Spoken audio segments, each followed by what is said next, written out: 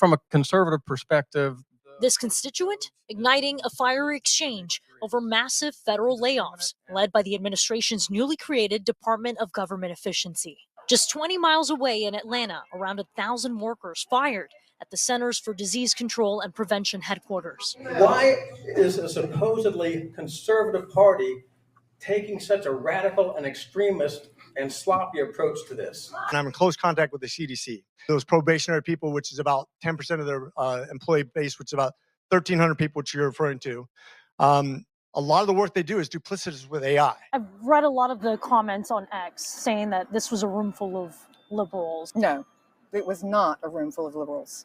It was a room full of average, normal, everyday Americans who are afraid of what is happening with our country. Jenny Lim, a Democrat from McCormick's district, tells me this White House post is what compelled her to attend the town hall. Tyranny is rising in the White House, and a man has declared himself our king.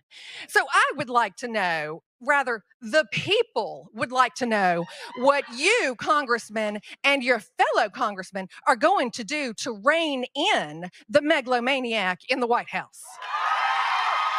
When you talk about tyranny, when you talk about presidential power, I remember having the same discussion with Republicans when Biden was elected.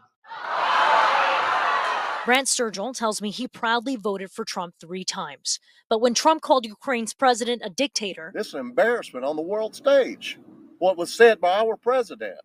And I voted for Trump. You can't do that. And on DOGE, I think it's a mistake to do it too rapidly. Maggie Goldman, a Democrat, hopes the turnout is emblematic of a larger movement. Hopefully it's an opportunity to show other states that they can also get out and go to these town halls with their representatives.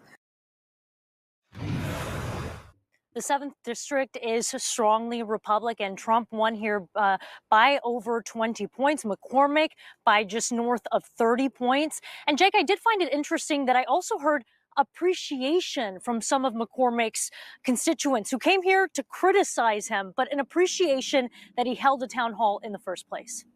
All right, Isabel Rosales, thank you so much. Really appreciate it. Congressman McCormick was, of course, not the only Republican facing backlash from constituents at town halls this week. Take a look at this moment from Republican Oregon Congressman Cliff Bentz's town hall.